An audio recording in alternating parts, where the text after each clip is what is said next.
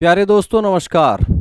Polity अमृत series की तीसरी video में आपका स्वागत है। पॉलिटी अमृत सीरीज की तीसरी वीडियो में आज हम पढ़ेंगे संविधान के स्रोत। यहां से जो है काफी क्वेश्चन बनते हैं। तो कौन सा कॉन्सेप्ट जो है कहां से प्रेरित है हमारे संविधान में। हालांकि सभी चीजों को हमने अपने देश की परिस्थितियों के अनुसार ढालकर एक्सेप्ट किया है, इंप्लीमेंट किया है, लेकिन फिर भी कौन सा पॉलिटिकल कॉन्सेप्ट, कौन सा पॉलिटिकल इंस्टीट्यूशन जो है कहां से प्रेरित है, तो इसकी एक लिस्ट होती है जो हमारे लिए बहुत ही ज्यादा जरूरी है। तो उसी को हम देखेंगे आज। ठीक है, संविधान के स्रोत, भारत के संविधान के स्रोत। तो भारत के संविधान का सबसे बड़ा स्रोत जो है वो भारत शासन अधिनियम 1935 है। ठीक है, भारत शासन अधिनियम 1935। तो कौन कौन सी चीजें हैं जो इससे प्रेरित हैं वो देख लेते हैं। हमारे देश का जो संघीय ढांचा है तो वो यहां से प्रेरित है, संघीय ढांचा। हालांकि संघीय ढांचे में बहुत सारी बातें आती हैं और संघीय ढांचे की कई सारी बातें ऐसी हैं जो कनाडा के संविधान से भी प्रेरित हैं, तो उनको भी हम देखेंगे। लेकिन भारत शासन अधिनियम 1935 के अंतर्गत ये प्रावधान किए गए थे कि उस समय जो है ब्रिटिश इंडिया को संघ बना दिया जाए। तो कुल मिला के वहां के कई प्रावधानों का प्रभाव जो है पड़ा है हमारी वर्तमान संघीय व्यवस्था पर। ठीक है, इसके अलावा भारत शासन अधिनियम के अंतर्गत जो राज्यपाल का पद होता है, ठीक है ना, प्रांतीय स्तर पर होता था अंग्रेजों के समय और वर्तमान में जो है राज्यों के स्तर पर होता है। तो ये जो राज्यपाल का कार्यालय है या राज्यपाल का पद है, ये जो है भारत शासन अधिनियम 1935 से प्रेरित है। इसके अलावा वर्तमान में जो न्यायपालिका है उस पर भी इस अधिनियम का प्रभाव है। जो लोक सेवा आयोग है तो लोक सेवा आयोग से संबंधित प्रावधान भी जो है 1935 के अधिनियम में शामिल थे। इसके अलावा आपातकालीन उपबंध, इन पर भी जो है प्रभाव है 1935 के अधिनियम का। ठीक है, इसके अलावा जो प्रशासनिक विवरण है यानी डिटेल्ड एडमिनिस्ट्रेटिव प्रोविजंस, वो जो है डायरेक्टली लिए गए हैं भारत शासन अधिनियम 1935 से। तो कुल मिला के भारत का जो ये संविधान है, जो इतना बड़ा और विशाल संविधान है, तो इसका एक कारण ये भी है कि ये भारत शासन अधिनियम 1935 पर आधारित है और ये अधिनियम भी अपने आप में बहुत ज्यादा विशालकाय यानी कि बड़ा था। ठीक है, तो सबसे महत्वपूर्ण स्रोत जो है भारत के संविधान का वो है भारत शासन अधिनियम 1935। इसके बाद दूसरा जो सबसे महत्वपूर्ण स्रोत है वो है ब्रिटेन का संविधान। किसका संविधान? ब्रिटेन का। तो हमारे देश में संसदीय व्यवस्था को अपनाया गया है, केंद्र के लेवल पर भी और राज्यों के लेवल पर भी, यानी यूनियन और स्टेट्स दोनों लेवल पर हमने संसदीय व्यवस्था को अपनाया है। तो संसदीय व्यवस्था की प्रेरणा हमने कहां से ली? ब्रिटेन के संविधान से। ठीक है, इसके अलावा रूल ऑफ लॉ यानी कि कानून का शासन, यह भी ब्रिटेन के संविधान से प्रेरित है। ठीक है, संसद में जो विधायी प्रक्रिया अपनाई जाती है विधान को बनाने के लिए, यानी कि विधेयक को पारित करके उसे अधिनियम बनाने के लिए, तो वो जो विधायी प्रक्रिया है यानी कि लेजिस्लेटिव प्रोसीजर, ये भी जो है ब्रिटेन के संविधान से प्रेरित है। ठीक है, आप जानते होंगे हमारे देश में एकल नागरिकता का कॉन्सेप्ट है। अमेरिका की तरह हमने दोहरी नागरिकता को नहीं अपनाया, एकल नागरिकता है। तो ये जो एकल नागरिकता का कॉन्सेप्ट है ये भी ब्रिटेन से प्रेरित है। ठीक है, संसदीय व्यवस्था के अंतर्गत हमने मंत्रिमंडलीय प्रणाली को अपनाया है, यानी कैबिनेट सिस्टम। तो ये जो कैबिनेट सिस्टम है ये भी चूंकि संसदीय व्यवस्था से जुड़ा हुआ है, जिस रूप में हमने अपनाया है, तो ये ब्रिटेन से प्रेरित है। ठीक है, इसके अलावा आप जानते होंगे कि भारत के संविधान के जो दो आर्टिकल हैं, एक है आर्टिकल 32, ठीक है, एक है आर्टिकल 32 और एक दूसरा है आर्टिकल 226। इन दोनों में जो है रिटें दी गई हैं, रिटें, यानी आर्टिकल 32 कहता है सुप्रीम कोर्ट की रिट अधिकारिता के बारे में और आर्टिकल 226 कहता है हाई कोर्ट की रिट अधिकारिता के बारे में। तो ये जो कॉन्सेप्ट है ये ब्रिटेन से प्रेरित है। ठीक है, ब्रिटेन में परमाधिकार लेख यानी कि परमाधिकार रिट का कॉन्सेप्ट रहा है, तो वहां से ये प्रेरित है। ठीक है, तो रिटो का कॉन्सेप्ट जो है कहां से है? ब्रिटेन से है।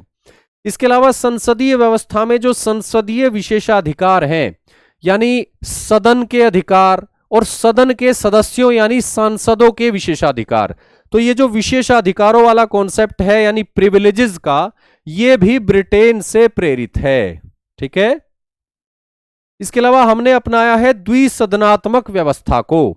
ठीक है, एक उच्च सदन होता है, एक निम्न सदन होता है। हमारे यहां राज्यसभा उच्च सदन है, लोकसभा निम्न सदन है। तो इसी तरह का पैटर्न जो है वो ब्रिटेन में भी है। तो ब्रिटेन से हमने यहां से प्रेरणा ली है।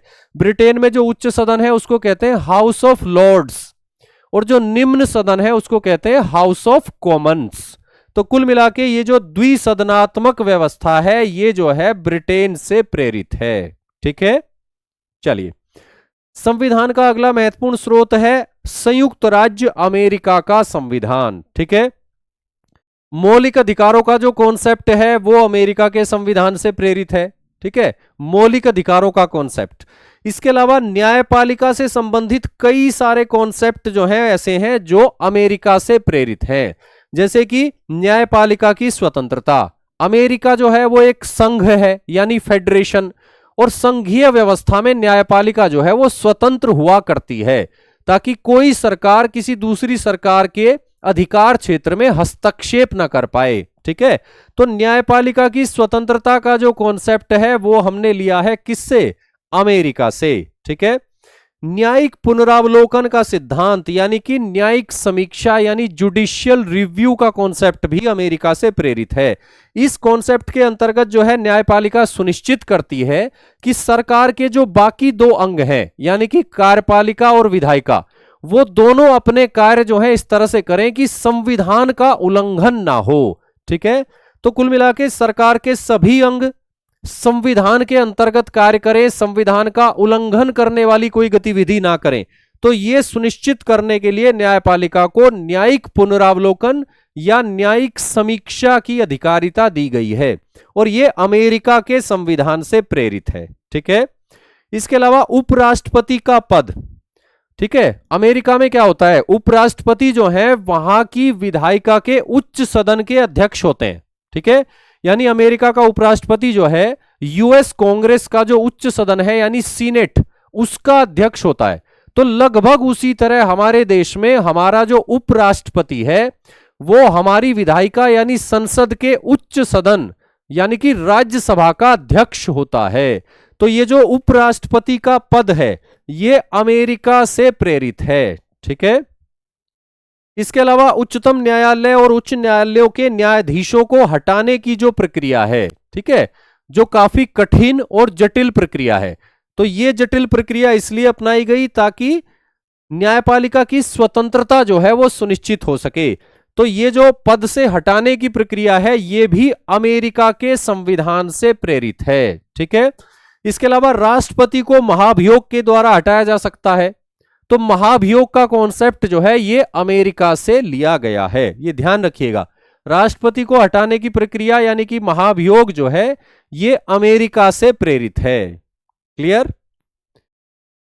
आयरलैंड के संविधान से हम लोगों ने क्या लिया है ये देख लेते हैं। आयरलैंड के संविधान से राज्य की नीति के निदेशक सिद्धांत जो है डीपीएसपी, ये हमने आयरलैंड से लिए हैं।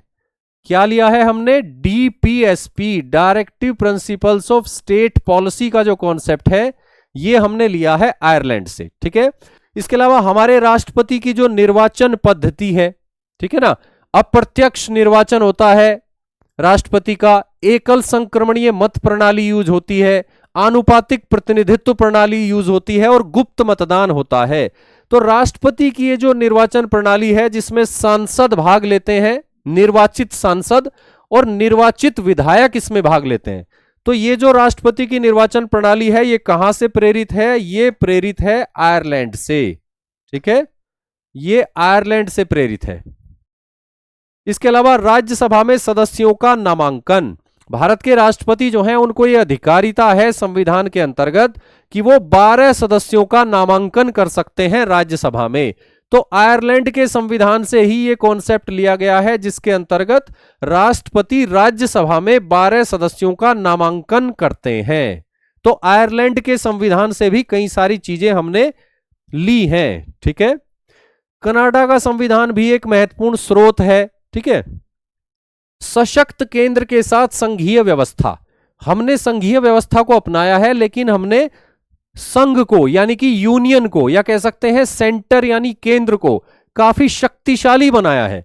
तो ये जो सशक्त केंद्र के साथ संघीय व्यवस्था है, ये बेसिकली कनाडा से प्रेरित है। ठीक है, और इसी से जुड़ा हुआ कॉन्सेप्ट है कि अवशिष्ट शक्तियां जो हैं वो केंद्र में निहित हैं, यानी विधान बनाने की ऐसी शक्तियां जो संघ सूची में भी नहीं आती, जो राज्य सूची में भी नहीं आती, जो समवर्ती सूची में भी नहीं आती, तो ऐसे जो विषय हैं उन पे विधान बनाने की शक्ति जो है वो केंद्र में निहित की गई है। तो ये जो कॉन्सेप्ट है ये भी कनाडा के संविधान से प्रेरित है। ठीक है, केंद्र के द्वारा राज्यपालों की नियुक्ति का जो सिस्टम हमने अपनाया है इंडिपेंडेंट इंडिया में संविधान के अंतर्गत। ठीक है, यानी केंद्र के द्वारा राज्यपाल को नियुक्त किया जाता है और केंद्र के एक महत्वपूर्ण प्रतिनिधि के रूप में जो है राज्यपाल राज्य में मौजूद होता है और अपना संवैधानिक दायित्व निभाता है।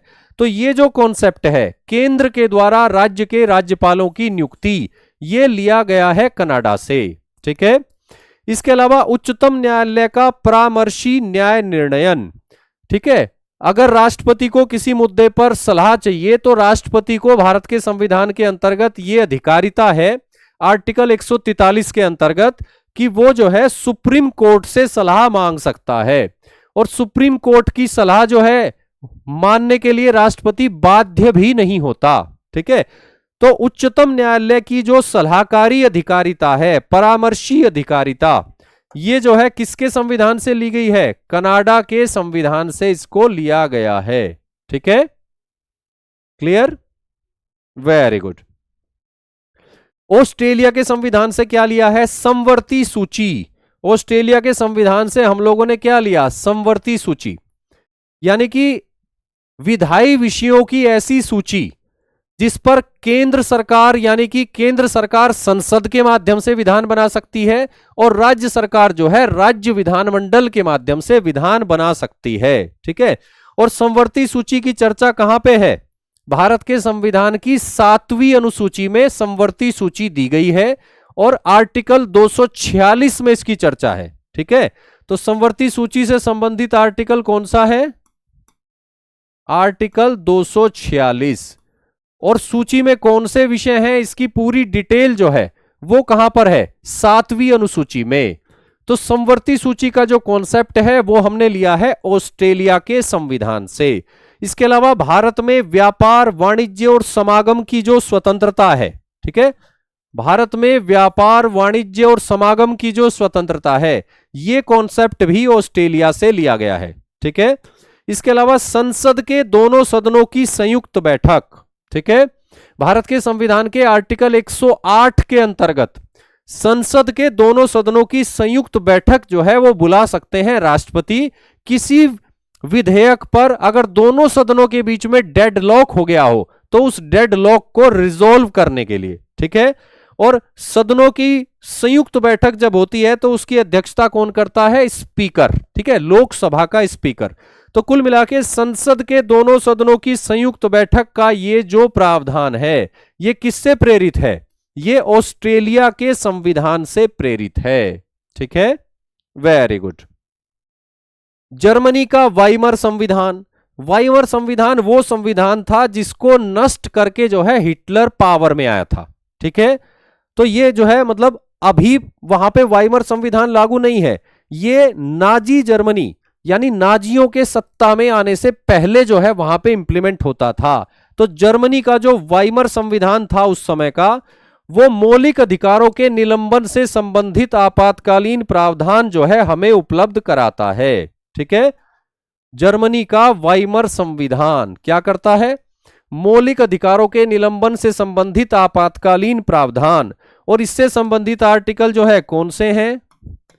एक है आर्टिकल 358, ठीक है, और एक है आर्टिकल 359। एक है 358 और एक है 359। ठीक है, आर्टिकल 358 के अंतर्गत अगर आपातकाल की घोषणा की जाती है युद्ध और बाह्य आक्रमण के आधार पर, ठीक है, तो फिर आर्टिकल 19 जो है वो सस्पेंड हो जाता है ऑटोमेटिकली। और आर्टिकल 359 के अंतर्गत राष्ट्रपति को यह अधिकारिता है कि वो आदेश जारी करके कुछ फंडामेंटल राइट्स को निलंबित कर सकता है जिनको वो उस आदेश में लिख दे, ठीक है। तो ये जो दोनों आर्टिकल हैं ये जो है बात करते हैं मौलिक अधिकारों के निलंबन की आपातकाल के समय, ठीक है। लेकिन यह बात क्लियर है यहां पे कि आर्टिकल 359 के अंतर्गत भी आपातकाल के दौरान आर्टिकल 20 और आर्टिकल 21 को निलंबित नहीं किया जा सकता। यानी आर्टिकल 359 के अंतर्गत जो राष्ट्रपति की अधिकारिता है उससे बाहर है आर्टिकल 20 और आर्टिकल 21, ठीक है। तो कुल मिला के ये जो मौलिक अधिकारों के निलंबन वाला कॉन्सेप्ट है ये लिया गया है जर्मनी के वाइमर संविधान से, ठीक है। Very good. इसके अलावा सोवियत संघ का जो संविधान था, सोवियत संघ पहले अस्तित्व में था अभी नहीं है, तो सोवियत संघ का जो संविधान है उससे हमने क्या लिया है, सोवियत संघ के संविधान से हमने लिए हैं मूल कर्तव्य, ठीक है, मूल कर्तव्य जो 42वें संविधान संशोधन अधिनियम के द्वारा हमारे संविधान में जोड़े गए थे आपातकाल के समय। इसके अलावा सोवियत संघ से हमने प्रस्तावना में न्याय का आदर्श जो है वो लिया है, ठीक है। क्या लिया है, न्याय का आदर्श।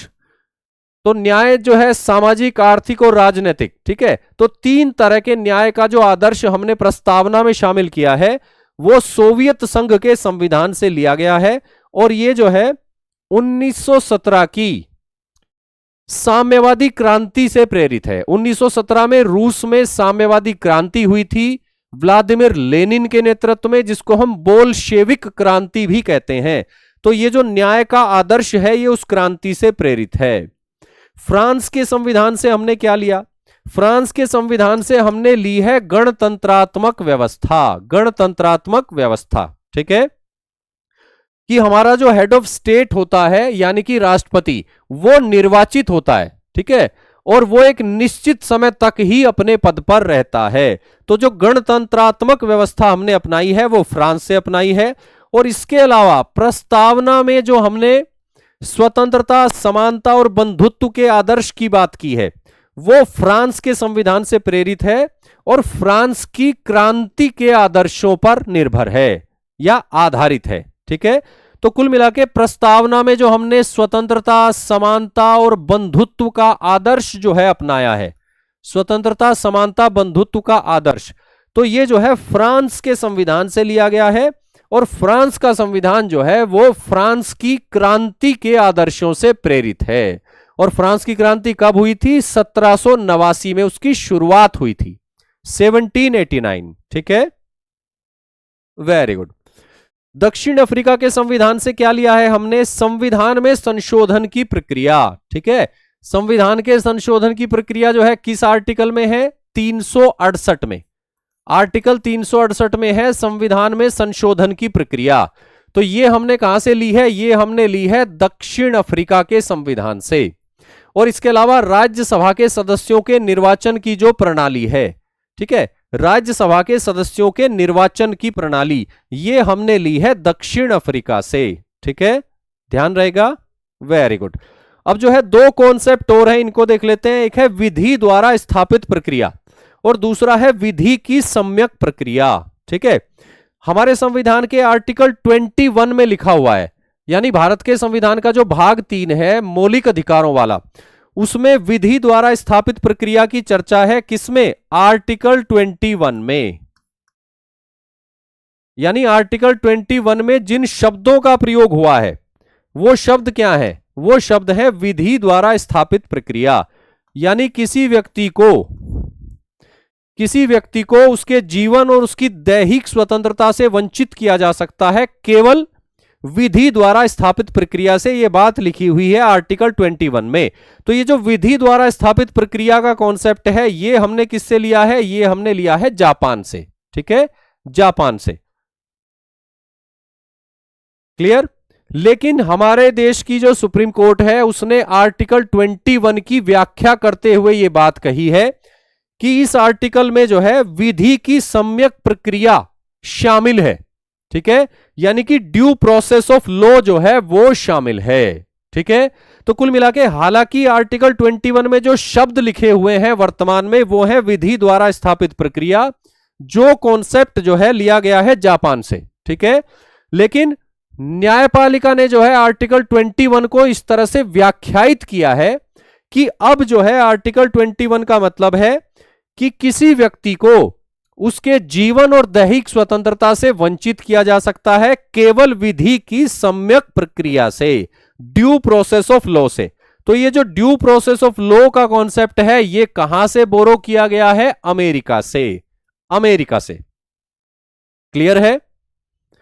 तो ये सभी कॉन्सेप्ट जो हैं कहां से लिए हैं, कहां से इनकी प्रेरणा ली है, ये समझना, याद रखना बहुत जरूरी है आपकी परीक्षा के लिए।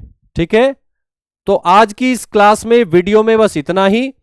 फिर आपसे मिलेंगे अगली वीडियो के साथ। तब तक आप सभी को शुभकामनाएं, धन्यवाद और नमस्कार।